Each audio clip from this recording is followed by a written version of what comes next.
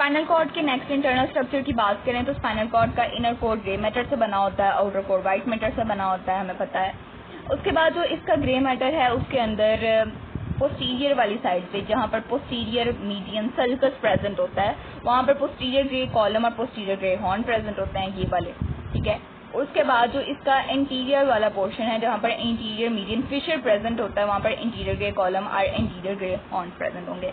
उसके बाद lateral grey column और लेटरल ग्रे हॉर्न भी प्रेजेंट होता है, ठीक है, और वो सिर्फ कुछ रीजन में प्रेजेंट होता है। और वो कहाँ पर प्रेजेंट होता है, वो सर्वाइकल और अपर लंबर रीजन में प्रेजेंट होता है, बाकी रीजन में ये लेटरल ग्रे कॉलम और लेटरल ग्रे हॉर्न प्रेजेंट नहीं होता, ठीक है। उसके बाद अगर हम स्पेसिफिकली बात करें इस ग्रे कॉलम की, तो ये जो इंटीरियर ग्रे कॉलम और इंटीरियर ग्रे हॉर्न्स होते हैं इनको यूनाइट करने वाले स्ट्रक्चर को हम कहते हैं थिन ग्रे कमिशर। ये थिन सा स्ट्रक्चर होता है जिसको हम कह रहे हैं थिन ग्रे कमिशर, और इसके रीजन सेंट्रल में एक स्मॉल सेंट्रल कैनाल प्रेजेंट होती है जिसको हम कह रहे होते हैं सेंट्रल कैनाल।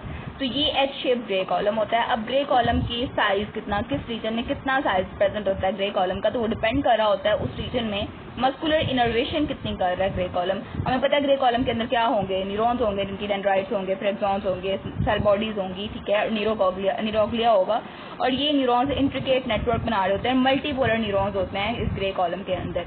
तो जो सर्वाइकल रीजन है और जो लंबोसेक्युलर रीजन है उसके अंदर इस ग्रे मैटर का साइज ज्यादा होता है। वो क्यों होता है, हमें पता है कि सर्वाइकल रीजन में ब्रेकियल प्लेक्सस प्रेजेंट होगा और वहां पर मस्कुलर इनर्वेशन ज्यादा होगी। इसी तरह लंबोसेक्युलर रीजन में लंबोसेक्युलर प्लेक्सस प्रेजेंट है और वहाँ पर मस्कुलर इनर्वेशन ज्यादा है, इस वजह से इस ग्रे मैटर का जो है साइज बहुत ज्यादा है। अब आगे पर्टिकुलरली बात करेंगे हम इस इंटीरियर ग्रे कॉलम और इंटीरियर ग्रे हॉर्न की। तो इस इंटीरियर ग्रे कॉलम और इंटीरियर ग्रे हॉर्न में हमें पता है कि मल्टीपोलर न्यूरॉन्स से हमने पहले भी बात की थी कि न्यूरॉन्स कौन से होते हैं, मल्टीपोलर होते हैं। अब मल्टीपोलर न्यूरॉन्स में भी स्मॉल और लार्ज न्यूरॉन्स प्रेजेंट होते हैं, ठीक है, लार्ज और स्मॉल। अब जो लार्ज वाले न्यूरॉन्स होते हैं वो अपनी इंफॉर्मेशन लेके जा रहे होते हैं थ्रू द अल्फा इफरेंट्स, ठीक है, अल्फा इफरेंट्स के थ्रू इंफॉर्मेशन लेके जा रहे होते हैं और कहाँ पर लेके जा रहे होते हैं, स्केलेटल मसल्स के पास। और जो स्मॉल मल्टीपोलर न्यूरॉन्स होते हैं वो गैमा इफरेंट्स के थ्रू अपनी इंफॉर्मेशन लेके जा रहे होते हैं intrafusal fibres of neuromuscular spindles के पास। अब ये हो गया इंटीरियर ग्रे कॉलम का। अब इसके अंदर जो डिफरेंट नर्व सेल्स हैं वो 3 ग्रुप्स में डिवाइडेड हम उनको कर देते हैं। उनके अंदर उन ग्रुप्स की अगर बात करें तो उनमें आता है मीडियल वाला, मीडियल वाली साइड पे मीडियल ग्रुप, ठीक है, और सेंट्रल और लेटरल। अब ये जो मीडियल वाला होता है ये चारों सेगमेंट्स होते हैं ना वर्टिब्रल कॉलम के, सर्वाइकल रीजन हो गया, thoracic, लंबर, सैक्रल, उन चारों रीजन के अंदर जो है ये प्रेजेंट होता है। सर्वाइकल रीजन के अंदर इस ग्रुप के अंदर से जो नर्व सेल्स गुजरेंगे, जो न्यूरॉन्स गुजरेंगे या पास कर रहे होंगे वो किसको इनर्वेट करेंगे, नेक मसल्स को। thoracic रीजन के अंदर जाके ट्रंक वाले मसल्स को जो है वो इनर्वेट करेंगे, और लंबर रीजन के अंदर जाके लोअर लिम्ब को, और सैक्रल के अंदर लोअर लिम्ब को भी इनर्वेट करेंगे, और इसके अलावा पेरिनियल मसल्स को भी इनोवेट करेंगे जाके।